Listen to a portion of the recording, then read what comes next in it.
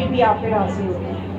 یہی تو ہماری زندگی کا مقصد ہی یہی ہے کہ ہم نے ان ہستیوں سے اپنے آپ کو جوڑنا ہے، کیونکہ ان ہستیوں نے ہمیں خدا تک پہنچانا ہے۔ ان ہستیوں نے ہمیں خدا تک پہنچانا ہے۔ اگر ہم نے خدا تک نہیں پہنچے، اگر ہم نے خدا کی معرفت حاصل نہیں کی، تو پھر ہماری کیا فائدہ ہماری تخلیق کا، کیا فائدہ ہمارا اس دنیا میں آنے کا؟ تو اصل مقصد ہی یہی ہے۔ خدا نے اس لیے خلق کیا آل محمد کو۔ خدا فرماتا ہے کہ میں یہ چاہتا تھا کہ میں پہچانا جاؤں، تو اے محمد میں نے تمہیں خلق کیا۔ تو محمد آل محمد خدا کی معرفت کا وسیلہ ہے۔ ہم خدا تک یہ جو دنیا کرتی ہے نا، اللہ اللہ، بس اللہ ہی اللہ، اندر سے آل محمد کو نکال کے یہ اللہ تک کیسے پہنچ سکتے ہیں؟ جبکہ خدا نے اپنی معرفت کا وسیلہ جن کو بنایا ہے، جب تک ان کے در پہ یہ دنیا نہیں جھکے گی، وہ اللہ تک ہرگز نہیں پہنچ سکتے۔ وہ اپنے بنائے ہوئے کسی خدا تک تو پہنچ جائیں گے، لیکن اس خالق حقیقی تک نہیں پہنچ سکتے۔ اور یہ جو عزاداری ہے، یہ جو فرش عزا ہے، یہ ایک بہت بڑا وسیلہ اور بہت بڑی نعمت ہے آج ہمارے ہاتھوں۔ خدا کیوں چاہتا تھا اس حسین کو کہ جس سے خدا اتنی محبت کرتا ہے، جس حسین کے ساتھ خدا کا محبوب اتنی محبت کرے؟ جناب رسول خدا کی جسم و جان، روح و جان کون ہے؟ مولا حسین علیہ السلام۔ بارہا آپ نے اپنے نواسے سے اپنی محبت کا اظہار فرمایا کہ نہیں فرمایا؟ بتائیں۔ فرمایا، سب مسلمان کہیں گے اظہار فرمایا۔ اور پھر اس حسین کی قربانی کو اللہ نے اپنے نبی سے مانگ لیا۔ جب پتہ نا مولا حسین علیہ السلام گئے تھے اپنے نانا کے روزے پہ آخری ودا کے لیے، جب مدینہ سے رخصت ہونا تھا، تو اس وقت اپنے نانا کو انہوں نے جب دیکھا عالم خواب میں، تو انہوں نے فرمایا اے حسین تمہیں یہاں سے جانا ہی ہوگا، اس لیے کہ بے شک اللہ یہ چاہتا ہے ان رآہا قتیلا، اللہ تجھے قتل ہوتے دیکھنا چاہتا ہے، اور جو مستورات ہیں تمہارے ساتھ ان کو بھی جانا ہوگا، اللہ ان کو قیدی دیکھنا چاہتا ہے۔ کیوں اللہ ایسا چاہتا ہے کہ اپنے نبی سے سب سے قیمتی چیز مانگے؟ ایک تو اپنے نبی سے اتنی محبت کرے، اپنے حبیب کو قرآن میں اپنی محبت کا اظہار خدا نے کتنی جگہ کیا ہے، کبھی طٰہٰ، کبھی یاسین، کبھی مزمل، کبھی مدثر، پیارے پیارے القابات کے ساتھ اپنے نبی کو آواز دیتا ہے اور بلاتا ہے، اور اس نبی سے اس کی سب سے قیمتی چیز کی قربانی مانگتا ہے۔ کیوں مانگتا ہے؟ اس لیے مانگتا ہے کہ ایک ایسی قربانی اس کائنات میں دی جائے، اس کا اتنا زیادہ اثر ہو، اس قربانی میں اتنی زیادہ توانائی ہو کہ قیامت تک کی جو نسل انسانیت ہے، اگر وہ ادھر ادھر بھٹکنے لگے تو وہ فرش عزا اس کو بچائے رکھے، وہ فرش عزا اس کو بچائے رکھے۔ ایک شخص تھا نا، وہ ایک شخص آیا امام صادق علیہ السلام،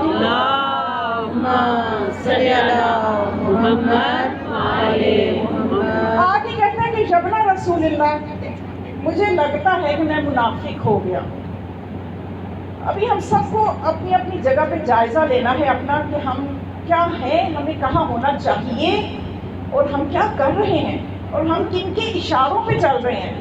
کیا مسئلہ ہو رہا ہے ہمارے ساتھ کہ عزاداری کے دشمن اندر سے بھی پیدا ہو گئے ہیں، جو اندر سے کھوکھلا کرنا چاہتے ہیں، ایسی ایسی چیزیں پیدا کر دی ہیں، ایسے ایسے نظریات کو عبادت کا رنگ دے کے ہمارے اندر، ہمارے بچوں کے دماغوں میں ڈال رہے ہیں، یہ ضروری ہے تو یہ ضروری نہیں۔ اور ایک خارجی دشمن بھی ہے، یعنی اتنے دشمن ہیں عزاداری کے، لیکن ہم مایوس نہیں ہیں، کیونکہ بارش عزا موجود ہے۔ عزاداری کبھی بھی آپ نے دیکھا یہ بڑھ ہی رہی ہے، جتنے مرضی دشمن پیدا ہو جائے، بارش عزا موجود ہے۔ اس عزاداری کا وارث زندہ ہے جو اس کی حفاظت کر رہا ہے۔ بس ہم نے اس محافظ عزاداری، اس وارث عزاداری کا ساتھی بننا ہے، ہم نے اپنے آپ کو ادھر ادھر نہیں کرنا۔ تو اب وہ شخص کہتا ہے مولا مجھے لگتا ہے میں منافق ہو گیا۔ مولا نے کہا اللہ سے پناہ مانگو، کیسی بات کر رہے ہو، کیوں تم ایسی بات کر رہے ہو؟ تو کہتے ہیں کہ مولا جب میں آپ کی محفل میں ہوتا ہوں تو میرا سوچ کچھ اور ہوتی ہے، میں بہت ہی مثبت انداز میں سوچتا ہوں اور بہت ہی توانائی محسوس کرتا ہوں، لیکن جب میں آپ کی محفل سے نکلتا ہوں تو پھر دوبارہ میں شک میں پڑ جاتا ہوں، پتہ نہیں یہ ٹھیک ہے کہ پتہ نہیں وہ ٹھیک ہے، مجھے سمجھ نہیں آ رہی، مجھے لگتا ہے کہ میں نہ ادھر کا رہا نہ ادھر کا رہا۔ کہیں میں منافق تو نہیں ہو گیا. تو لیکن یہ کہ جب مجھے ایسا خوف ہوتا ہے میں دوبارہ آپ کی محفل میں آ جاتا ہوں, پھر مجھے یقین کی قوت مل جاتی ہے. اس کا مطلب یہ جو آج جو کچھ ہو رہا ہے یہ آج کی بات نہیں ہے, یہ ہمیشہ سے یہ مسائل رہے. شیطان جو ہمیشہ سے ہے تو یہ مسائل بھی ہمیشہ سے ہی ہیں.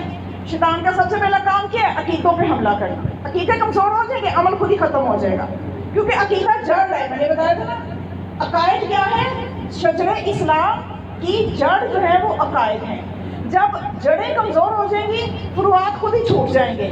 جس بندے کا عقیدہ امامت کمزور ہو جائے گا, امام کی معرفت نہیں ہوگی, وہ نمازوں کو اہمیت ہی نہیں دے گا, نماز ہی نہیں پڑھے گا. جس کا عقیدہ توحید کمزور ہوگا وہ نماز روزہ فروعات کو اہمیت ہی نہیں دے گا.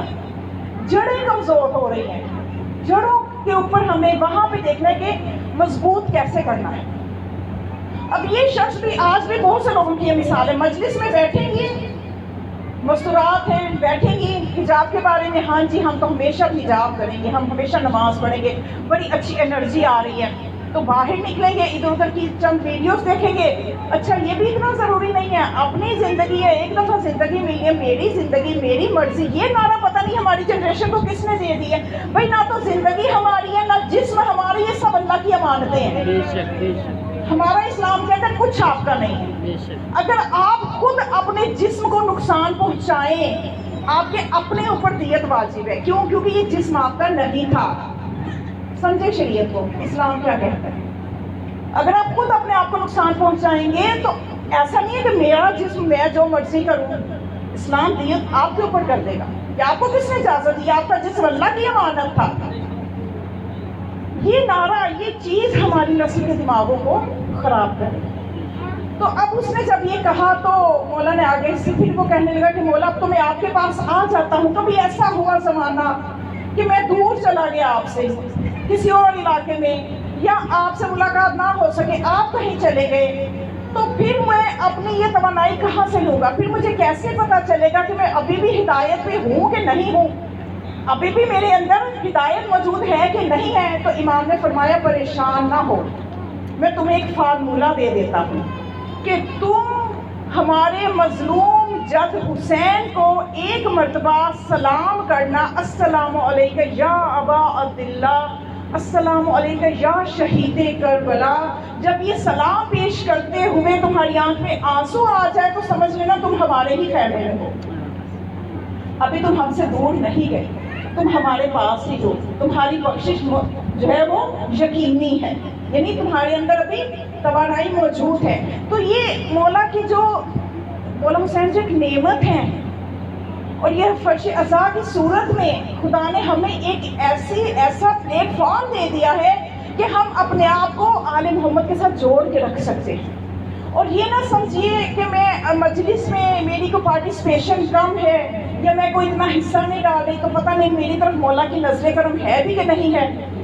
تو ایسا اس در سے کبھی مایوس نہیں ہونا. یہ سخی ابن سخی کا در ہے. یہ عزاداری ایک ایسی چیز ہے کہ اس میں جو بھی حصہ ڈالے گا, جتنا بھی حصہ ڈالے گا اس کو ملے گا. بس وہ ہستیاں خلوص دیکھتی ہیں, خلوص. اور مولا حسین کی ہر ایک پہ نگاہ ہے. ان ہستیوں کے کیا تصرفات ہیں ہماری عقلیں احاطہ نہیں کر سکتی.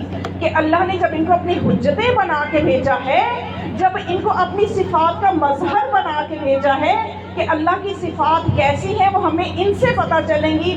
اللہ کرم کیسا کرتا ہے ان کی کرامت سے پتہ چلے گا. اللہ سخی کیسا ہے ان کی سخاوت سے پتہ چلے گا. اللہ رحیم کیسا ہے ان کے رحم کرنے سے پتہ چلے گا. یہ اللہ کی صفات کا مظہر ہے.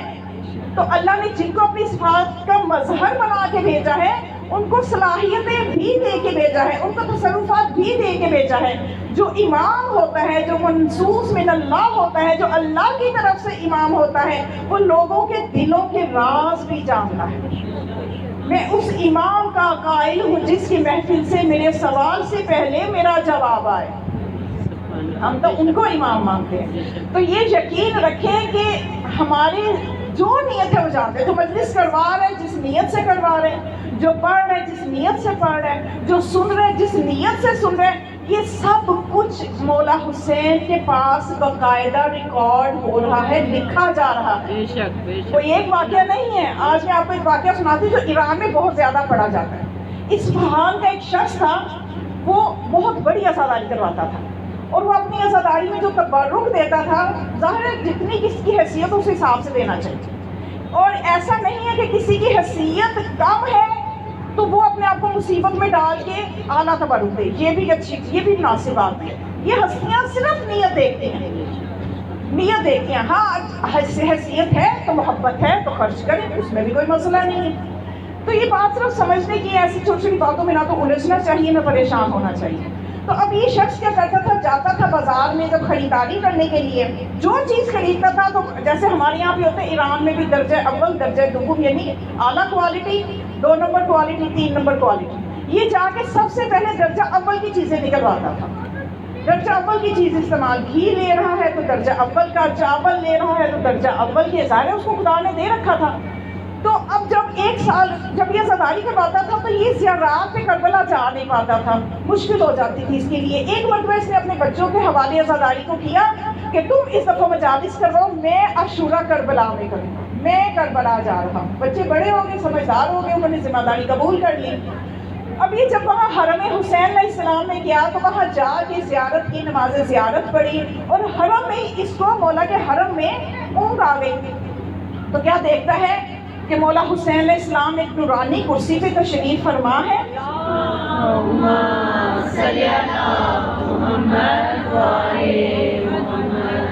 تو ان کے ہاتھ میں ایک رجسٹر ہے، ایک دفتر ہے، دفتر کہتے ہیں فارسی میں رجسٹر کو، کاپی کو، اس پہ مولا کچھ لکھ رہے ہیں نورانی قلم سے۔ تو کہتے ہیں کہ میں نے آگے ہو کے پوچھا، میں نے کہا اے میرے آقا آپ کیا لکھ رہے ہیں، کون سا حساب کر رہے ہیں؟ تو امام نے فرمایا یہ جہاں جہاں میری مجالس ہو رہی ہیں ان لوگوں کے جو عزاداری کروا رہے ہیں ان کے نام لکھ رہا ہوں، ان کے گھروں کے پتے لکھ رہا ہوں، ان کے ہاں کس طرح سے عزاداری ہو رہی ہے، کتنی مجالس ہوئی، کس طرح سے عزاداری ہوئی اور کس طرح سے کس نیت سے ہوئی، یہ ساری ڈیٹیل میں لکھ رہا ہوں۔ تو کہتا ہے کہ میں نے آگے میں پوچھا کہ کیا میرا نام بھی ہے اس پہ کہیں کسی جگہ پہ، میرا بھی گھر کا پتہ لکھا ہوا ہے کہ میں بھی عزاداری کرواتا ہوں، میرا لکھا ہوا ہے؟ تو یہ کہتا ہے کہ امام علیہ السلام نے مجھے کھول کے دکھائی، یہ دیکھو یہ تمہارے گھر کی عزاداری کی ڈیٹیل ہے۔ تو کہتے ہیں میں نے جب پڑھا تو اس پہ میرا نام لکھا ہوگا، گھر کا، علاقے کا سارا ڈیٹیل لکھی ہوئی، اور اس میں تبرک کی جگہ پہ لکھا ہوگا درجہ دوم، دوسرے درجے۔ کہتے ہیں میں بہت حیران ہوا، اسی میں ملی، اور ساتھ لکھا ہوا کہ باورچی نے ایک ماچس کی تیلی اپنی ذاتی ماچس سے جلائی، تبرک پکانے کے لیے، دیگ کی تبرک کی دیگ پکانے کے لیے ایک ماچس کی تیلی اپنی ذاتی ماچس کو استعمال کیا۔ تو یہ اٹھا، زیارات مکمل کر کے گھر پہنچا، بچوں سے پوچھا کہ عزاداری ہو گئی؟ کہنے لگے ہو گئی۔ کیسی ہوئی؟ بڑی اچھی ہوئی، بڑی دنیا آئی، بڑا تبرک بٹا۔ تو یہ کہنے لگا مجھے صحیح بتاؤ کہ تبرک کا معاملہ کیسا رہا؟ تو سب بچے کہے بہت اچھا ہوا۔ ایک بچہ جو تھا وہ بولا کہ نہیں بابا، ہوا یہ تھا کہ ہم گھی لینے جب گئے تھے تو اول درجے کا موجود نہیں تھا، تو ہم نے کہا چلو دوسرے درجے کا ہی دے دو۔ یہ سب کچھ ریکارڈ ہو رہا ہے۔ پھر کہتا ہے کہ میں باورچی کے پاس گیا کہ تم نے اس دفعہ کچھ انوکھا کیا؟ کہتا ہے کہ کوئی خاص نہیں، جیسے پکاتا ہوں ویسے پکایا۔ پھر اس نے کہا سوچو، کہنے لگا ہاں وہ نا ماچس نہیں مل رہی تھی جو باورچی خانے کی ہے، تو ایک میں نے اپنی ذاتی ماچس نکال کے اس سے تیلی جلا کے دیگ پکائی تھی۔ یہ بھی ان کی نظر میں ہے، یہ بھی ان کی نظر میں ہے۔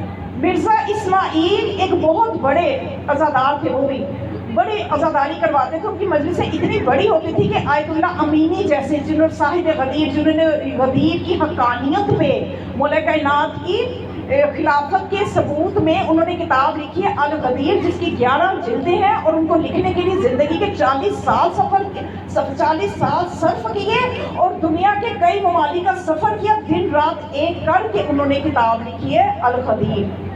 وہ لکھنے والے بھی اس مجلس میں بیٹھ کے مجلس سنا کرتے تھے، اتنی بڑی عزاداری ہوتی تھی۔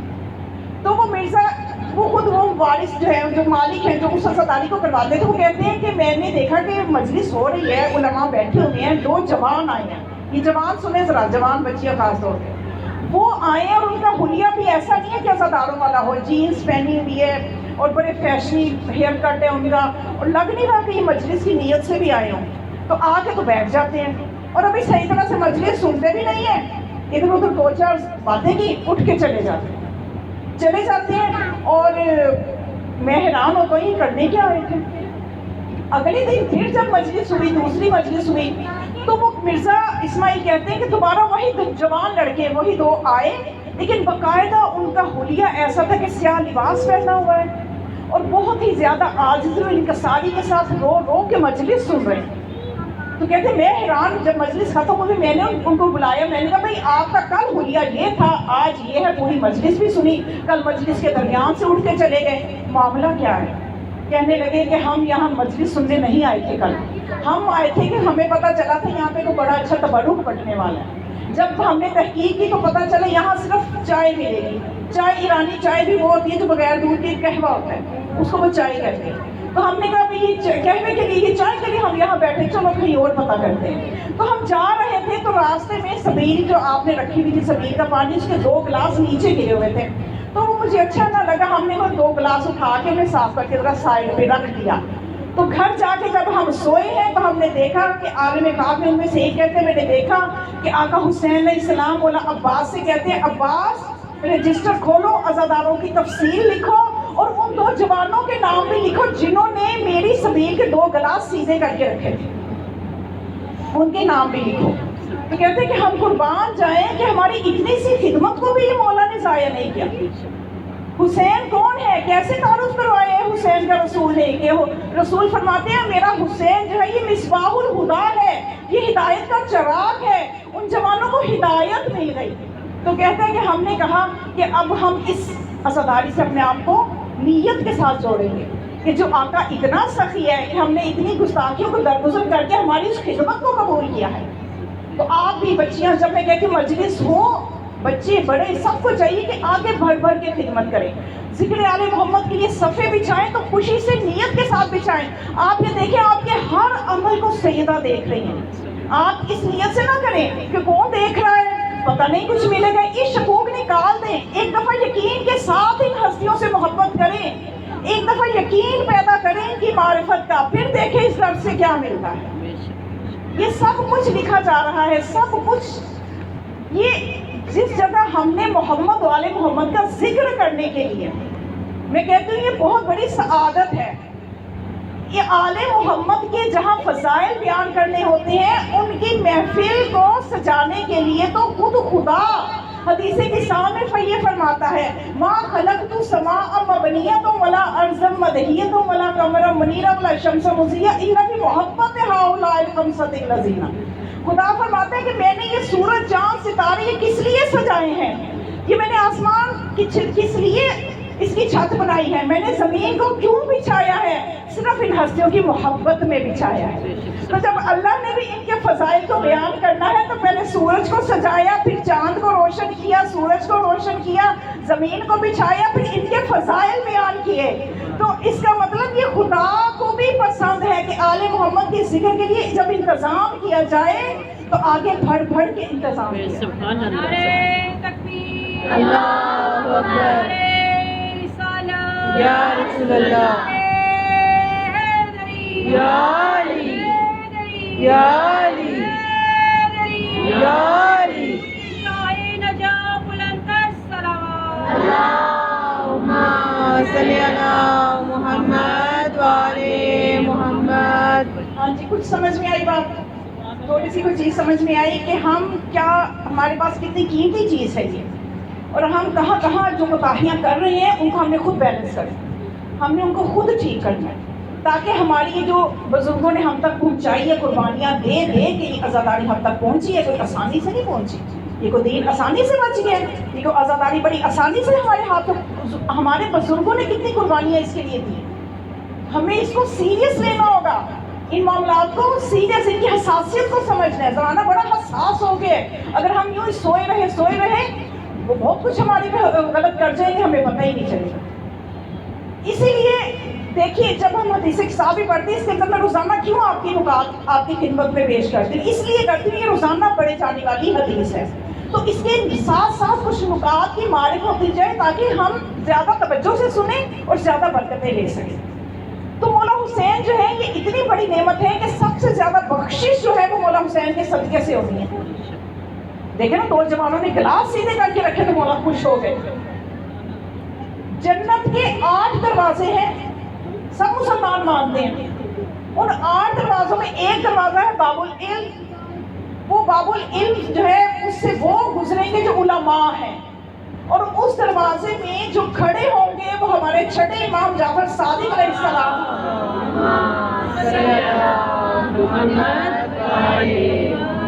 وہ کھڑے ہوں گے، اور ایک ایک عالم سے حساب و کتاب لیا جائے گا. فلاں موقع پہ شیخ مفید بھی وہی ہوں گے، سارے بڑے بڑے علماء ہوں گے.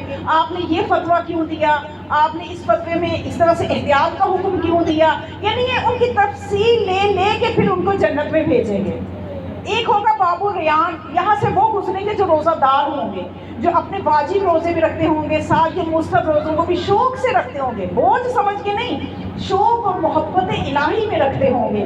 یہ دروازہ ان کے لیے، اس طرح سے مختلف دروازے ہوں گے. اور جو دروازہ جہاں سے سب تیزی سے گزر رہے ہوں گے نا، وہ باب الحسین ہوگا، وہ باب الحسین ہوگا. کسی نے کسی عزادار کی مدد کی ہے، اس مدد کی وجہ سے جنت میں. کسی نے کسی کو پانی پیاسے کو حسین کے نام پہ پانی پلا دیا، اس کی وجہ سے جنت میں. کسی نے مولا کی سبیل لگا دی، اس کی وجہ سے جنت میں. یہ باب الحسین ہے. اب یہ میں اپنے سے نہیں کہہ رہی، وہی حدیث کے ساتھ کی طرف آ رہی ہوں کہ جب رسول خدا کے پاس مولا حسن آتے ہیں نا اور سلام کرتے ہیں، السلام علیکہ یا جدی یا رسول اللہ، تو جواب میں رسول اللہ کیا فرماتے ہیں؟ وعلیکہ السلام یا ولدی یا صاحب حوضی، تم پر بھی ہے میرے نواسے سلام ہو، تم میرے حوض کے مالک ہو اور تم میرے نواسے ہو. اور جب حسین آتے ہیں، حسین بھی نانا کو سلام کرتے ہیں، تو حسین کو کیا جواب دیتے ہیں؟ حسین کو دیتے ہیں وعلیکہ السلام یا ولدی یا شافع امتی، آپ پر بھی سلام ہو میری امت کی شفاعت کرنے والے حسین. حسین کی وجہ سے بہت زیادہ ہیں جو چلے جائیں گے. تو بس یہ عزاداری ہے، اس کے ایک وقار ہے جو کہ دشمن کو ہضم نہیں ہوتا. جو ہی محرم آتا ہے تو عزاداری کے خلاف کچھ وائرس ہیں جو چھوڑ دیے جاتے ہیں، لیکن جو اپنے قدموں پہ مضبوط ہوتے ہیں، اپنے عقیدے کو دلیل سے سمجھا ہوتا ہے، وہ پہاڑ کی طرح کہتے ہیں، وہ مومن پہاڑ ہل جائے تو مومن کو اس کے عقیدے سے نہیں ہلا سکتا. ہمیں چاہیے ہم اپنا ایسا عقیدہ بنائیں کہ جتنی مرضی آندھیاں چلیں ہم اپنی جگہ سے نہ ہلیں. لیکن جن کی ذرا کمزور ہوتے ہیں وہ ادھر کی ہوا ادھر لے گئی، ادھر کی ہوا ادھر لے گئی، یہ والی ویڈیو دیکھی تو شیعہ ہو گئے، وہ والی ویڈیو دیکھی سنی ہو گئے، وہ والی ویڈیو، یہ کچھ ہو رہا ہے آج کل. تو یہ ہماری ذمہ داری ہے، ہم اپنے بچوں کو وہ دلائل کے ساتھ ہم سمجھائیں. سب سے پہلے عزاداری شروع ہوگی تو بس یہ پیٹ میں مروڑ اٹھنا شروع ہو جائیں گے، بھئی یہ آپ کیا کر رہے ہو، یہ کب سے ہے، کب سے ہے یہ عزاداری. یعنی یہ بتانے کی کوشش کرتے ہیں وہ کہ یہ آپ لوگوں کی ایجاد ہے، بدعت ہے، یا آپ لوگوں نے عزاداری کا کوئی سلسلہ شروع کر لیا ہے. تو بتاؤ نا ذرا، اپنے بچے بھی جوان ہیں، ان کو بھی اتنے جواب نہیں آتے، انہوں نے بھی دلائل نہیں سیکھے ہوتے. یعنی دیکھنا اسی چیز سے دشمن فائدہ اٹھاتا ہے. جب اسلام آیا تھا نا، میں یہاں بات روک رہی ہوں، اب ذرا بتا دیں میں نے آپ سے پوچھنے میں نے کہاں پہ روکی تھی، خاص طور پہ بچیوں سے پوچھوں گی. اب میں یہاں بھی بات روک رہی ہوں، میں ذرا تھوڑا سا بتا رہی ہوں کہ دشمن فائدہ کس چیز سے اٹھاتا ہے اور ہم کس طرح سے بہ رہے ہیں اس فائدے میں، اپنے آپ کو ضائع کر رہے ہیں. جب اسلام آیا نا نیا نیا مکہ میں، تو جو مکہ کے اطراف کے یہودی تھے انہوں نے کہا، وہ یہودیوں کو بڑی تکلیف ہوئی، یہ کون سا یہ اسلام آ گیا اور یہ یہودیت کے خلاف ہے، یہ ہمارے سود کے خلاف ہے. سود پہ تو ان کا کاروبار چلتا تھا، یہ تو سود کے حرام کا بتا رہے ہیں کہ اب ہم کیا، حالانکہ وہ پہلے کہہ چکے تھے. وہ مکہ کے گرد اسی لیے ڈیرے ڈال کے بیٹھے تھے کہ وہ آخری نبی آئے گا، ہم اس پہ ایمان لائیں گے. لیکن جب نبی نے آ کے ہدایت اور عمل کی باتیں کی تو اب یہ نبی کے خلاف ہو گئے، کیونکہ دنیا ہے نا، دنیا ہی تو انسان کو خراب کرتی ہے، دنیا کی محبت. اب وہاں سے ایک بڑا یہودی عالم مکہ آیا اور اس نے سوچا کہ یہ بھی نئے نئے مسلمان ہوئے ہیں، ابھی کیا توحید کا پتہ، میں جا کے ایسے ایسے سوال کروں گا، ان کو ابھی سے ہی میں ان کے عقیدے سے پھرا دوں گا، یہ دوبارہ دوسرے عقیدے پہ چلے جائیں گے، دوبارہ کافر ہو جائیں گے. وہ مکہ کا وہ یہودی تھا، بہت بڑی عمر کا بزرگ، آ گیا مکہ والوں کو اکٹھا کیا. مکہ کے 4 لوگ بیچارے جو بھی نیا نیا اسلام لائے تھے، ابھی انہیں اتنی نہیں پتا تھی، دلائل نہیں آتے تھے. آگے تو کہنے لگا، اے لوگوں، اے مکہ کے مسلمانوں، میں تم سے ذرا سوال کرتا ہوں، ان کا مجھے جواب دو، اگر جواب دو گے تو پھر میں بھی مسلمان ہو جاؤں گا. اب ان کو اکٹھا کر کے تو کہتا ہے، پہلے مجھے یہ بتاؤ کہ یہ جس خدا پہ تم ایمان لائے ہو اس خدا سے پہلے کیا تھا. وہ چپ بیچارے کیا بھی جواب دے، ابھی تو انہوں نے کلمہ پڑھا ہے. پھر کہتا دیکھا تمہیں جواب نہیں آیا. پھر کہتا اچھا تم یہ بتاؤ کہ ہر چیز کا کوئی نہ کوئی رخ ہوتا ہے، تمہارے خدا کا رخ کس طرف ہے، وہ کس طرف ہے. وہ چپ، انہیں کوئی جواب نہیں آیا، پریشان ہے کیا جواب دے. फिर कहते हैं अच्छा बताओ तुम्हारा खुदा किस चीज़ का बना हुआ है? हर चीज़ का कोई मटेरियल होता है ना, इमारत है तो पहले से कोई ईंटें होंगी तो इमारत बनेगी, अगर कोई भी चीज़ बनानी है, कुर्सी बनानी है, पहले से लकड़ी है, सामान कीले मजबूत होंगी तो कुर्सी बनेगी। इस तरह से तुम्हारे खुदा से पहले क्या था कि तुम्हारा खुदा कैसे बने? ये खामोश जवाब ना दे सके तो बड़ा खुश हुआ कि देखा तुम किस मजहब पे ईमान ले आए हो, तुम्हें इस पे तो कोई हकीकत ही नहीं है, कुछ बात समझ में नहीं आ रही। तो इतने में एक बच्चा उनमें से उनको चीर के उस रश को आगे आया और आगे कहता है, ऐ यहूदी मुझे बता तेरे सवाल क्या है, तेरी तकलीफ क्या है? कहने लगा तू बच्चा है, तू क्या जवाब देगा? इतने बड़े मुसलमान उम्र के खड़े ये तो जवाब नहीं दे सके। तो उस बच्चे ने कहा नहीं तू थोड़ा दोहरा अपने सवाल को। उसने कहा कि अच्छा ये बता कि तुम्हारे खुदा से पहले क्या था? उस बच्चे ने कहा जरा गिनती तो गिन, 10 से उल्टी गिनती। उसने गिनी तो उस बच्चे ने कहा 1 से पहले क्या है? कहने लगा कुछ भी नहीं। कहते हैं फिर उस बच्चे ने कहा जब एक अदद ऐसा हो सकता है कि उससे पहले कुछ ना हो और वो अदद हो, तो जो उस अदद का भी खालिक होगा वो भी हो सकता है कि उससे पहले कुछ नहीं था, वो हमेशा से हमेशा रहेगा। सुभान अल्लाह। वो लाजवाब हो गया। फिर कहने लगा अच्छा दूसरा सवाल क्या? कहने लगा तुम्हारे खुदा का रुख किस तरफ है? उसने कहा जरा शम्मा को रोशन कर और ये जो दिया इसका जल रहा है, इसकी जो लो जल रही, बताओ इसकी सिमत किधर है? कहने लगा इसकी तो सिमत मुअय्यन नहीं की जा सकती। तो उन बच्चे ने कहा कि ये मामूली सा नूर है, इसकी सिमत मुअय्यन नहीं हो सकती, जो इस नूर का भी खालिक है, जो नूर समावात वल अर्ज़ है, उसकी कोई सिमत कैसे मुअय्यन कर सकता है? सुभान अल्लाह। तो वो कहने लगा अच्छा तो फिर ये बताओ तीसरा सवाल तुम्हारा क्या है? कहने लगा अगला सवाल मेरा ये है कि मैंने इनसे ये भी अभी वो भी उसने पूछा कि तुम्हारा खुदा इस वक्त क्या कर रहा है?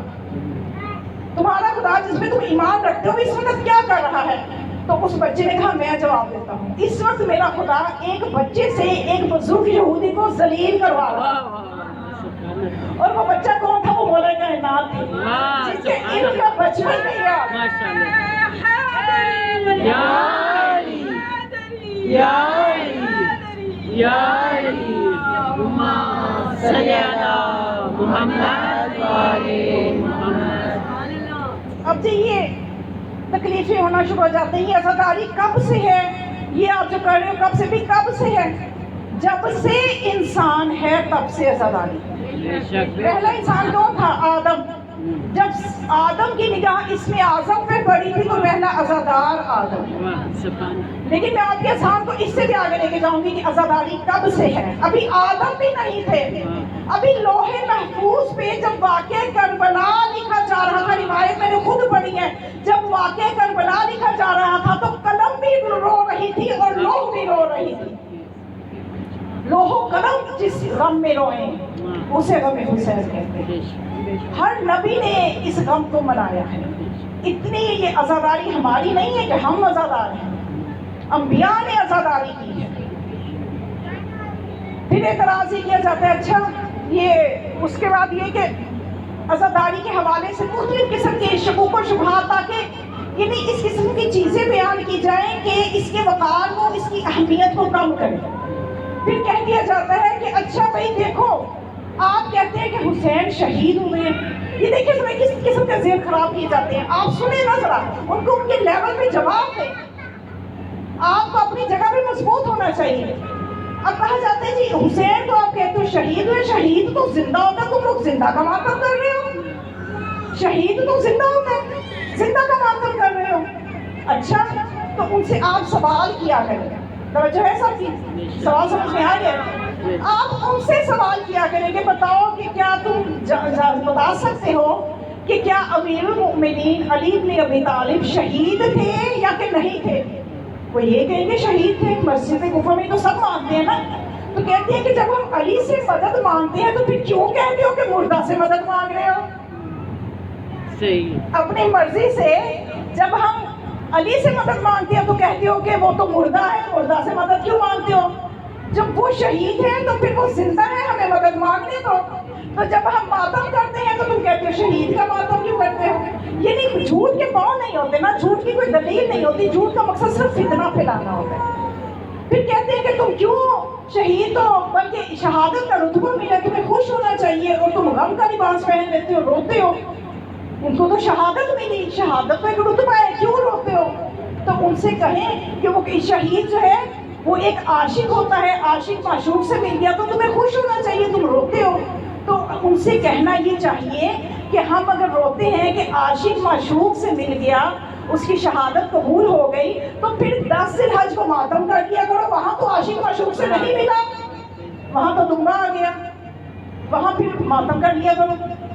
یعنی یہ سمجھ میں آ رہا ہے کہ ان کے نہ تو سوالوں میں کوئی دم ہے نہ کوئی دلیل ہے، صرف ان کا مقصد ہے کہ یہ اگلی نسلوں تک نہ پہنچے، یہ اگلی نسلوں تک نہ جائے۔ پھر ایک اور چیز کو لا کے عزاداری کے مقابلے میں رکھ دیں گے، یہ داخلی دشمن کریں گے جو ہمارے اندر داخل ہو چکے، نہیں ان کا کام، یہ تو باہر والوں کا میں نے بتایا نا، جو ہمارے اندر موجود ہیں وہ کیا کریں گے؟ بھئی آپ نے اتنا غصہ دے دیا، اتنا ماتم کر لیا، نماز کی کیا ضرورت ہے؟ نماز کوئی ہم نہیں ہے۔ دیکھو آپ نے اتنا ماتم کر لیا، بی بی راضی ہو گئی ہیں، اور آپ کو تو پتہ ہی ہے نا کہ رونے سے کیا ملے گا، بہشت مل جائے گی رونے سے، تو اب نماز کی کیا ضرورت ہے؟ اس طرح کی آپ دیکھیں کہ کس طرح کی چیزوں کی عزاداری اور نماز کے درمیان ایک عجیب قسم کی وہ پیدا کر کے تاکہ یہ قوم ٹوٹ جائے، کوئی نماز کو اہمیت دے گا، کوئی عزاداری کو لے گا، تو اس طرح سے کر کے عزاداری کا وقار ختم ہو جائے گا۔ تو یہ وہ دشمن کی چالیاں جن کو سمجھتے ہیں بھائی نماز اپنی جگہ پہ ہے، نماز کو ہم ٹکرا نہیں سکتے عزاداری سے۔ عزادار ہوتا ہی وہ ہے جو نمازی ہو، عزاداری ہر وقت، نماز بر وقت، یہ نہ ہونا چاہیے ہمارے بچوں کا۔ نماز ہر وقت، عزاداری ہر وقت، نماز ہر وقت، یہ آپ ایک نعرہ بنا دیں تاکہ پیچھے بچے جواب دیں۔ آپ کہیں عزاداری، بچے کہیں ہر وقت، کلو یومن عاشورہ کلو ارضٍ کربلا، عزاداری ہر وقت، نماز، بچے پیچھے سے جواب دیں ہر وقت، یہ پھر وہ پکا عزادار بنتا ہے۔ آج دیکھیے اس عزاداری میں بہت بڑے پیغامات ہیں۔ کربلا صرف قتل گاہ نہیں ہے کہ آپ آئیں اور رو کے چلے جائیں، کربلا ایک درسگاہ بھی ہے، درسگاہ بھی ہے۔ روزے عاشور مولا حسین علیہ السلام نے کیوں اپنے بیٹے علی اکبر سے کہا تھا کہ علی اکبر آج تم اذان دو، تاکہ قیامت تک کے جوانوں کے پاس حجت تمام ہو جائے کہ نماز کی وہ اذان جوانوں کو یاد رہے، کبھی فجر کی نماز قضا نہ کریں کہ فجر کی اذان کس نے دی تھی؟ علی اکبر نے، اور اس نماز پہ جان کس نے قربان کی تھی؟ علی اکبر نے۔ کہ ایک جوان جب علی اکبر کے غم میں روئے گا تو اس کو ساتھ ہی احساس ہوگا کہ جس چیز کے لیے قربانی دی تھی کیا میں اس پہ عمل کر رہا ہوں؟ اگر میں اس پہ عمل نہیں کر رہا، صرف علی اکبر کی جوانی پہ رو رہا ہوں، تو پھر علی اکبر میری مصیبت پہ رو رہے ہیں، پھر میں علی اکبر کو رلا رہا ہوں۔ اس لیے کہ جب علی اکبر علیہ السلام جوانوں کی حالت دیکھیں گے کہ یہ میری جوانی کو تو رو رہے ہیں لیکن جس مقصد کے لیے میں نے جوانی قربان کی اس کو یہ نہیں سمجھ رہے، تو پھر علی اکبر علیہ السلام ان جوانوں پہ روتے ہیں کہ انہوں نے میری قربانی ضائع کر دی۔ میں نے قربانی اس لیے نہیں دی تھی کہ میری جوانی کو یاد کر کر کے بس روئے، میں نے اس لیے دی تھی کہ نماز بچ جائے، نمازی بن جاؤ، جہنم سے بچ جاؤ۔ بہر صورت آل محمد ہمیں جہنم سے بچانا چاہتے ہیں، تو ہم نے اپنے آپ کو صرف عزاداری تک تو پہنچا دیا، اب اس سے آگے اس مقصد تک لے کے جائیں گے تو پھر ہم سچے عزادار بنیں گے۔ کبھی کسی ایسے کی بات پہ کان نہ دھرے جو آپ کو آدھا میسج دے، وہ آپ کو دنیا میں بھی راستے میں چھوڑ دے گا، وہ آخرت میں بھی سوال کرنے میں آدھے راستے میں چھوڑ دے گا، جنت تک نہیں جانے دے گا۔ اے ہماری درسگاہ کربلا کربلا، ہے ہماری دستگاہ، کربلا کربلا، سعادتوں کا راستہ، کربلا کربلا، سعادتوں کا راستہ، کربلا کربلا، حق کا سیدھا راستہ، کربلا کربلا، حق کا سیدھا راستہ، کربلا کربلا۔ اللہم صلی علی محمد وآلِ محمد۔ بس یہ ایک نعرہ میرے کہنے پہ بھی لگائے، اس کو آپ رواج دیں۔ عزاداری نماز، عزاداری نماز، بس یہ نعرہ آپ نے دینا ہے، ہر جگہ اس نعرے کو لگانا ہے۔ اور ایک اور نعرے کی میں اصلاح کر دوں جس نے ہماری قوم کو سلا دیا، زبان کے ساتھ دل بولا علی مولا علی مولا، میں اس کو صحیح نہیں سمجھتی۔ یہ 2 تولے کی زبان تو علی علی کرے، دل میں بھی علی کی محبت ہے، دو تونے کی زبان نے بھی علی علی کیا، تو جو اتنا بڑا وجود ہے اسے پتہ ہی نہیں کہ علی علی کرنا ہے۔ نماز بھی پڑھنی ہے، روزے بھی رکھنے ہیں، عبادات بھی ہیں، خدا کو سجدے بھی کرنے ہیں، وہ علی نے نہیں سکھایا کیا؟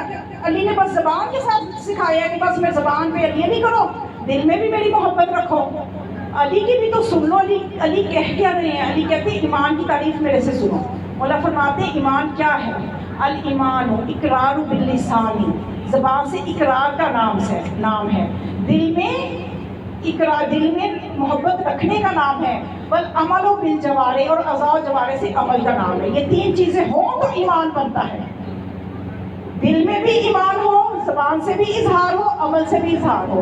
تو اب یہ جو نعرہ ہے نا زبان کے ساتھ دل بولا، یہ سست لوگوں کا نعرہ ہے جو ہل بھی نہیں سکتے۔ لوگ بھی زبان بھی علی علی کرے گی، دل میں تو ہے ہی، اس میں تو حرکت کی ضرورت ہی نہیں ہے، تو بس یہ ہمارا علی علی ہو گیا۔ نہیں، آپ نعرہ یہ بنائیں کہ زبان کے ساتھ عمل بولا، علی مولا علی مولا، زبان کے ساتھ عمل بولا، علی مولا علی مولا۔ بس یہ دو نعرے بہت بڑا آپ کو ثواب ہوگا، ان کو ذرا آپ ترویج دیں تاکہ بیداری آئے، پتہ چلے کہ ایمان ہے کیا، عزاداری ہے کیا۔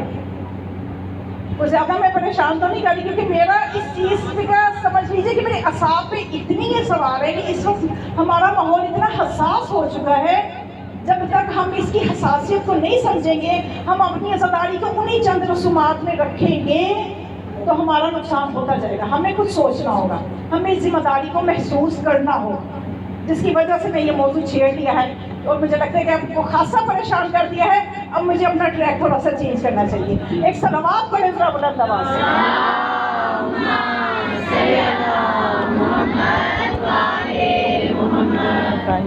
بارے دیگر صلوات۔ اللہم صلی علی محمد وعلی محمد۔ تو بس ساری دنیا کو بڑی محبت ہے خدا سے، اتنی محبت ہے کہ اللہ ہی اللہ، اللہ ہی اللہ، بس اللہ ہی اللہ۔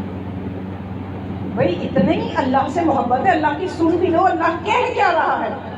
اللہ تو یہ کہہ رہا ہے، اللہ اے رسول ان سے کہہ دو، قل اے رسول ان سے کہہ دو، یعنی یہ جو جتنے اللہ اللہ کرنے والے ہیں نا، خدا ان کی بات کو جواب بھی دینا پسند نہیں کر رہا، ان سے بات ہی نہیں کر رہا۔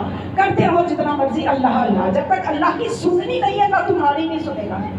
کرتے رہو اللہ اللہ، یا اللہ کے سٹیکر چھپا دو، بس اللہ سے مانگو، اللہ کی بھی تو سنو اللہ کیا کہہ رہے ہیں۔ اللہ یہ کہہ رہے ہیں قل ان کنتم تحبون اللہ فاتبعونی یحببکم اللہ۔ اے رسول ان سے کہہ دو کہ اگر تم اللہ سے محبت کرتے ہو تو مجھ رسول کی اتباع کرو، تو پھر میں اللہ بھی تم سے محبت کروں گا۔ سیدھی بات ہے، کوئی مشکل ہے اس میں؟ کیوں مسلمانوں کو یہ سیدھا سیدھا ترجمہ سمجھ میں نہیں آتا؟ قرآن تو سب کے گھروں میں ایک جیسا ہی ہے نا۔ تو اس آیت میں سیدھا سا پیغام اللہ دے رہا ہے کہ اے رسول جو میرے سے اتنی محبت کر رہے ہیں نا، ان سے کہہ دو فاتبعونی، کہ مجھ رسول کی اتباع کرو تو اللہ تم سے محبت کرے گا۔ بے شک۔ تو یہ رسول کی اتباع ہر مسلمان پہ فرض ہے، ہر مسلمان پہ فرض ہے۔ لیکن مسئلہ یہ ہے کہ یہاں پہ اپروچ اتنی کم ہے، بصیرت اتنی کمزور ہے، ذہنی حالتیں اتنی کمزور ہیں کہ جب رسول کی اتباع کا رسول کہے گا تو مسلمان اٹھ کے اعتراض کر دیتے ہیں، لو جی رسول تو ہم جیسا، استغفر اللہ، رسول ہم جیسا، خود رسول جیسے بن نہیں سکتے تو یہ کہنا شروع کر دی رسول ہم جیسا، کہ ہم تو رسول جیسے ہو نہیں سکتے تو چلو رسول ہم جیسا۔ بھئی رسول کس طرح سے تم جیسا؟ رسول تو وہ ہے، خدا نے اس کو سردار انبیاء بنایا ہے کہ اس میں عصمت، جس کی اتباع کا خدا کہہ رہے ہیں نا کہ اتباع کرو میرے رسول کی، تو ایک چیز لازمی رسول میں ہونی چاہیے، وہ کیا چیز؟ عصمت، کہ جس کی اتباع کو اللہ ہمیں حکم دے رہا ہے اور بغیر کسی قید کے، بغیر کسی قیود کے، کہ ہر وقت 24 گھنٹے میرے رسول کی اتباع کرو۔ تو اس کا مطلب 24 گھنٹے اس رسول کو معصوم ہونا چاہیے، معصوم عن الخطا، وہ کبھی ترک اولا بھی نہ کرے۔ ایسا نہ ہو کہ معصوم کسی وقت غلطی کرے تو ہم بھی پیچھے غلطی کرنے بھی، خدا نے اتباع کا کہا ہے، نعوذ باللہ رسول جھوٹ بول رہے ہیں ہم بھی جھوٹ بولیں گے۔ تو اب یہ لازمی ہے کہ جس رسول کی اتباع کا خدا حکم دے رہے ہیں وہ لازمی معصوم ہوگا، मासूम अनिल खता होगा, उसमें कोई खता किसी लम्हा नहीं होगी। उस रसूल की इत्तिबा का खुदा हमें हुक्म दे रहा है। लेकिन आज कहते हैं कि हम रसूल की इत्तिबा कैसे करें, वो तो पढ़े लिखे नहीं थे, रसूल तो पढ़े लिखे नहीं थे। भाई आपने कह दिया कि रसूल पढ़े लिखे नहीं थे, आपने गौर नहीं फरमाया कि रसूल अपने बाद जिसकी इत्तिबा और हिदायत का दरवाजा हमें जो दे के गए हैं वो क्या है, पहले जरा उसको समझिए। कि कुरान की दूसरी आयत आपके सामने पेश कर रही है, कुल इन्नमा अना मुंजिर व लिकुल्लि कौमिन हाद। ए रसूल बेशक इनसे कह दो इन्नमा अना मुंजिर, कि मैं रसूल डराने वाला हूँ और हर एक कौम के लिए एक हादी है। हर जमाने में एक हादी है जो कि अल्लाह की तरफ से हिदायत करने वाला है। तो जब ये आयत उतरी तो आप मुसलमानों से कहीं जाके कोई भी अपनी तफसीर उठा के देखे, इतनी मुस्तनद में आपके सामने तो चीज़ें पेश करती ज़्यादा मुश्किल नहीं होती। वो सब मुसलमानों ने लिखा कि जब ये आयत उतरी इन्नमा अना मुंजिर व लिकुल्लि कौमिन हाद, कि मैं डराने वाला हूँ और हर कौम के लिए एक हादी है, तो अली वहाँ पे मौजूद थे। तो रसूल खुदा ने अली के शाने पे हाथ रखा और कहा अंतल हादी अनल मुंजिर व अंतल हादी बिकर यहतदिल मुहतदी बिन वअदी। ए अली मैं डराने वाला हूँ और तू हादी है, मेरे बाद हिदायत चाहने वाले तुझसे हिदायत चाहेंगे। अब रसूल जो हिदायत का दरवाजा खोलेंगे वो भी ऐसा ही होना चाहिए कि जो मासूम हो, जिसकी हमने दिन रात इत्तिबा करनी है, वो हादी भी मासूम हो, वो भी कभी खता ना करता हो, और उस हादी का इल्म ऐसा हो कि वो हादी बाबे मदीनातुल इल्म हो और रसूल मदीनातुल इल्म हो, वो उसका दरवाजा हो, वो उस इल्म के शहर का दरवाजा हो, और सारी दुनिया अपनी इल्म के लिए उसके दर पे मोहताज हो। आप तारीख उठाइए, दुश्मनों ने मौला कायनात के फजाइल को चुराया, कभी मौला की किसी फजीलत को किसी के नाम लगा दिया, किसी को किसी के हवाले कर दिया, लेकिन आज तक जो मौला का दावा है सलूनी सलूनी को बदल तफ्किदूनी, उस दावे को कोई पूरा ना कर सका कि कोई आए माई का लाल उड़ा के ये दावा करे कि आओ मेरे से जो चाहते हो पूछो। सिर्फ तारीख में 2 दफा मिला, 2 लोगों ने ऐसा दावा किया सलूनी सलूनी, और इस कदर जलील होकर मिंबर से उतरे। मौला कायनात के फजाइल को छुपाने के लिए इतना पैसा हुकूमतों ने खर्च किया। मौला कायनात के इल्म के मोहताज सिर्फ उस वक्त के इंसान ही नहीं, जिन्नात भी, जानवर भी, हर कोई अपने मुश्किलात के लिए इसी दरवाजे पे आता था, क्योंकि इमामुल इंस वल जान, कायनात के इमाम, तो हर कोई अपने मसले के लिए आएगा। तो एक दफ़ा मस्जिद कूफा में मौला कायनात मिंबर से खुतबा दे रहे थे, तो एक सांप आ गया, बहुत बड़ा अजदहा आ गया, आया, लोग डर के रास्ता दिया, वो आया और अपनी ज़बान में उसने कलाम किया, मौला ने उसकी ज़बान में जवाब दिया। वो मुकाम समझ में आया कि जो इमाम मंसूस में अल्लाह होता है उसका इल्म क्या होता है, वो कायनात में इमाम होता है। तो जब वो जवाब लेके चला गया, लोगों के होश बहाल हुए, रंग पीले पड़ गए। मुझे तो आप पे भी पीले, यहाँ कोई सांप नहीं आया, आप इतने सीरियस बैठे हुए हैं, जरा एक अच्छी सी सलावत तो पढ़े।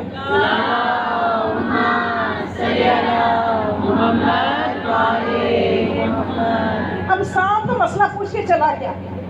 कूफा आप जिन्होंने ज़ियारतें की होंगी देखा होगा कि उससे मुख्तलिफ दरवाजे, तो उस दरवाजे का नाम बाबू ज़ुबान रख दिया, तो ज़ुबान कहते हैं अरबी में सांप को, वो मशहूर हो गया। अब हर कोई उस दरवाजे की ज़ियारत के लिए आता था, खानदानों को लेके आता था, देखो देखो ये वो दरवाज़ा है कि यहाँ से सांप आया था। ये नहीं, मौला की फजीलत दुनिया में शोहरत कर गई।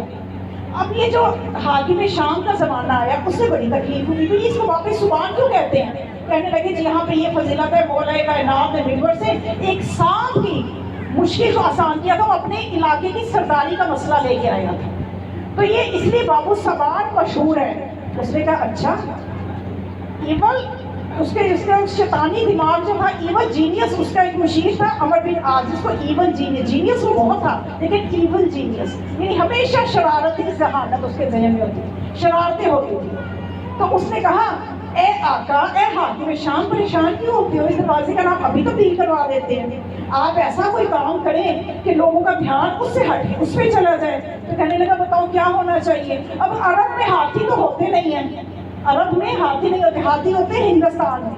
ہندوستان میں. اب یہاں سے اتنا پیسہ خرچ کر کے ایک ہاتھی وہاں بلایا گیا اور اس ہاتھی کو اس دروازے پہ باندھ دیا گیا اور دور دور تک اربوں میں شہرت ہوگی. ایک عجیب سا جانور آیا جو بہت بڑا ہے اور اس کی لمبی سی آگے اس کا منہ ہے, سونڈ اس کی لمبی سی, یعنی اربوں کے لیے بہت عجیب چیز تھا.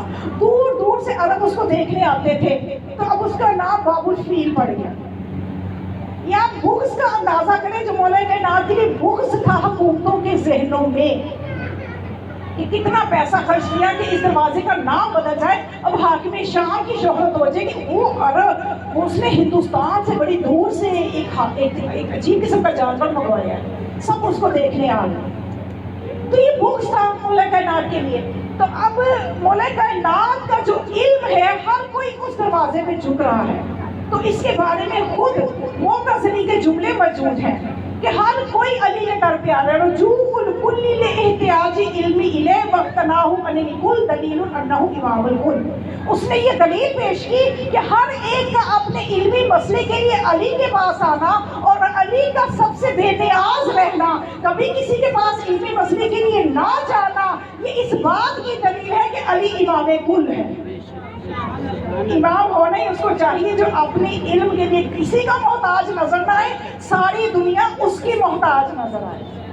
تو اب جب اس علی سے پوچھا جائے کہ اے علی آپ کے پاس اتنا علم آیا کہاں سے, توجہ چاہوں, توجہ ہے نا سب کی, اے علی آپ کے پاس اتنا علم آیا کہاں سے, تو علی کیا فرمائیں گے؟ علی فرمائیں گے زکانی رسول اللہ زکت زکا, مجھے رسول اللہ نے اس طرح سے علم دیے جیسے پرندے کو دانا کھلایا جاتا ہے.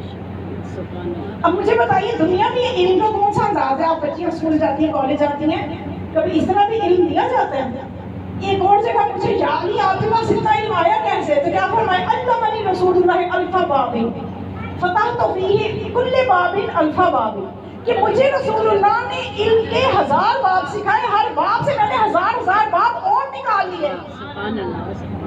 اور یہ علم کیسے سکھایا رسول نے؟ کبھی تاریخ بتائے مجھے, آج تمام مسلمانوں کو چیلنج ہے, دکھائیں کبھی علی قلم دوات لے کے رسول کے پاس بیٹھ کے کچھ رٹے لگا رہے تھے. توجہ فرما رہی نا آپ سب, کوئی رٹے لگا رہے تھے, کوئی کتابیں حفظ کر رہے تھے. کبھی کوئی نہیں ثابت کرے گا.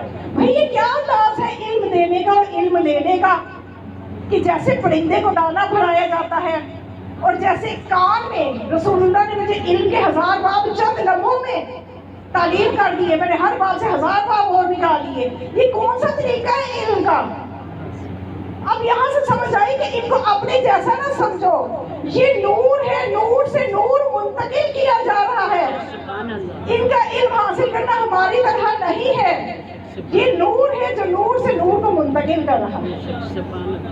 اور علی سے جب پوچھے کہ یا علی آپ کا اتنا علم, آپ سلونی کا دعویٰ کر رہے ہیں, آپ یہ فرما رہے ہیں کہ مجھ سے زمین سے زیادہ آسمانوں کے رستوں کو پوچھو, پھر آپ اپنے سینے پہ ہاتھ مار کے کہا کرتے تھے ہاں ہونا علم جمن جمع, یہ وہ جگہ ہے جہاں علم جمع ہے, آؤ اور میرے سے لو. افسوس ایسے لوگوں کی عقلوں پہ, وہ علم لینے کے بجائے آگے پوچھا کرتے تھے یا علی میرے سر پہ بال کتنے ہیں ذرا بتانا. اب مولا بھی کیا کرتے ہیں, مولا فرماتے ہیں بھائی دیکھو اے بدبخت, میں تجھے بتا دوں گا تیرے سر پہ کتنے بال ہیں, مجھے پتہ ہے. کل شیء احصیناہ فی امام مبین, ہم نے ہر چیز کا احصاء امام مبین میں رکھ دیا ہے. امام مبین تو تمہیں بتا دے گا کہ تمہارے سر پہ کتنے بال ہیں, تم گن بھی سکو گے کہ میں نے صحیح بتایا کہ غلط, تم گن بھی سکو گے, میں تو بتا دوں گا. یعنی یہ حالت تھی لوگوں کی, علم لینے والوں کی, اور علی کے سینے میں علم موجے مار رہا. اور پھر علی سے پوچھا یا علی اتنا علم کہاں سے آیا, تو علی آپ کا استاد کون ہے؟ تو ہمیں یہ پتا چلا کہ وہ علی جس کا اتنا علم ہے, اور وہ رسول جس کو دنیا یہ کہتی ہے کہ رسول پڑھے لکھے نہیں تھے. اور دنیا میں آپ دیکھیں جب کسی کی شہرت ہوتی ہے یا تو استاد کی وجہ سے ہوتی ہے, بھئی فلاں بندہ اتنا پڑھا لکھا, وہ فلاں اس کا استاد رہا ہے. یعنی آج اگر میں کسی آیت اللہ سے علم حاصل کر کے آؤں تو میری عزت بلا وجہ بن جائے گی. میں فلاں آیت اللہ خمینی سے, علی خامنائی سے, علی سیستانی سے پڑھ کے آ رہی ہوں, تو میں کچھ بھی نہیں کہوں گی تو میری اتنی عزت بن جائے گی. اور اسی طرح سے یا شاگرد کی وجہ سے عزت بنتی ہے. کوئی شاگرد اتنا آگے نکل جاتا ہے تو اس بندے کی عزت بن جاتی ہے. وہ فلاں جو اتنا بڑا عالم ہے نا وہ میرا شاگرد ہے, تب بھی عزت بن جائے گی. اور کیا کہنے اس امت کی عقلوں پہ پردے پڑے ہوئے ہیں جو کہتے ہیں رسول پڑھے لکھے نہیں تھے. ذرا غور تو کر لو کہ اگر رسول سے پوچھا جائے یا رسول اللہ آپ کا استاد کون ہے, تو رسول فرمائیں گے میرا استاد اللہ ہے. اور آپ کا شاگرد کون ہے؟ علی میرا شاگرد ہے. یا علی یا علی یا علی ماں صلی علی محمد وعلی محمد. جس رسول کا شاگرد علی ہو, جو ان کا شہر ہو اور اس کا دروازہ علی ہو, اور دنیا آج اپنی چھوٹی چھوٹی عقلوں سے رسول کے بارے میں اس طرح کی باتیں کرے, تو یہ افسوس ہے ان کی عقلوں پہ. تو بس مومنات کی مجالس ہمیں اسی کی ہوئی, یہ ایک نعمت ہے. اس نعمت کی قدر جانیں اور یہ سوچ کے قدر جانیں کہ آج ہم اس سال موجود ہیں, کیا پتہ اگلے سال ہیں یا نہیں. جتنا ہو سکے استفادہ کریں, جتنا ہو سکے اس فرش عذاب پہ آئیں, اس کے ساتھ اپنے آپ کو جوڑ کے رکھیں. بڑی قربانیوں کے بعد یہ فرش عذاب ہمیں ملا ہے, صرف اس لیے ملا ہے کہ ہم بکھر نہ جائیں. لیکن افسوس آج دشمن اتنا کامیاب ہو گیا ہے کہ اسی فرش عذاب کے اندر اتنے شکوک پیدا کر چکا ہے کہ گروہ بندیاں بن گئی ہیں, گروپس بن گئے ہیں. اور اس طرح سے عبادت کے قریب کرنے کے لیے فرش عذاب تھا, تو اسی کی نام پہ عبادت سے دور کیا جا رہا ہے. بھائی تم تو معافی ہو, تمہیں نماز کی کیا ضرورت ہے, تم تو یہ کر رہے, تمہیں نماز کی کیا ضرورت. اس فرش عذاب سے کس کا ذکر ہوتا ہے؟ نمازیوں کا ذکر ہوتا ہے, سجدوں کا ذکر ہوتا ہے. کوئی اور بے نمازی ہو تو ہو, آپ کو زیب نہیں دیتا کہ آپ بے نمازی ہو. آپ کا تعلق مکتب تشیع سے, مکتب تشیع نے ہی نماز کے لیے قربانیاں دی ہیں. رسول خدا نے اتنی عبادت کی ہے, جو کائنات کا انبیاء کا سردار ہے, پاؤں پہ ورم آ جاتا تھا. تو آج اس رسول سے محبت کرنے والے کہیں گے مجھے عبادت کی کیا ضرورت. رسول جو اللہ کا رسول ہے, جو مالک ہے حوض کوثر کا, جنت کا, کائنات کا مالک جس کو بنایا, وہ اتنی عبادت کرے. ہمارے پلے کچھ بھی نہیں ہے, ہم کہیں ہمیں کیا عبادت کی ضرورت. یہ کیسی بے وقوفوں والی بات ہے. مولا کائنات سر پہ ضربت لگے اور ہم اس ضربت پہ روتے ہیں جب ماہ رمضان آتا ہے, یاد کر کے روتے ہیں. لیکن مولا کائنات کو کس چیز کی فکر ہے؟ انہیں اپنی ضربت کی کوئی فکر نہیں ہے. اس حالت میں بھی اپنے بیٹے حسن سے فرماتے ہیں حسن نماز مکمل کرواؤ. بھولے نماز کو. اور ہم گھر میں 4 مہمان آئے تو نماز, خیر ہے نماز بعد میں پڑھ لوں, خیر ہے نماز کی کوئی بات نہیں, قضا ہو جائے گی تو کیا ہے. اور مولا علی کیا کر رہے ہیں؟ اپنی ضرورت کو بھولے ہوئے ہیں. حسن نماز مکمل کرواؤ. مولا حسین پہ آ جائیں, مولا حسن پہ آ جائیں. ہزار رکعت رات کو کھڑے ہو کے, ساری رات عبادت, سارا دن روزہ, اور ہم کہیں ہمیں کیا نماز روزے کی ضرورت. کیوں ہم مولا حسن کے جگر کے ٹکڑوں پہ روتے ہیں جب ہم نے نماز نہیں پڑھی. مولا حسین جب ولید ملعون نے دربار میں بلایا تو مولا نے دیکھ لیا کہ مدینہ رہنے کی قابل نہیں رہا. سب سے پہلا کام کیا کیا؟ نماز پڑھی. 2 رکعت نماز پڑھی. اس کے بعد جب کربلا میں گئے سجدے میں سر کٹایا. نماز سے آغاز, نماز پہ اختتام. تو ہم کہیں ہمیں نماز کی ضرورت نہیں. ہم جناب زینب کو روئیں, ان کے پردے پہ روئیں, اور ان کا امام بھتیجا, اب امام کون ہے؟ امام سجاد, وہ یہ گواہی دے کہ میں گواہی دیتا ہوں میری پھوپھی کی پورے رستوں میں نماز شب بھی نہیں چھوٹی, اور ہم واجب نماز نہ پڑھیں. کیسی محبت ہے ہمیں جناب زینب سے. یہ ہم کیا کر رہے ہیں؟ یہ ہم کدھر جا رہے ہیں؟ ہم کس بات پہ روتے ہیں؟ ہم ان کی مصیبتوں کو دیکھ کے رو رہے ہیں, وہ ہمارے عملوں کو دیکھ کے رو رہے ہیں.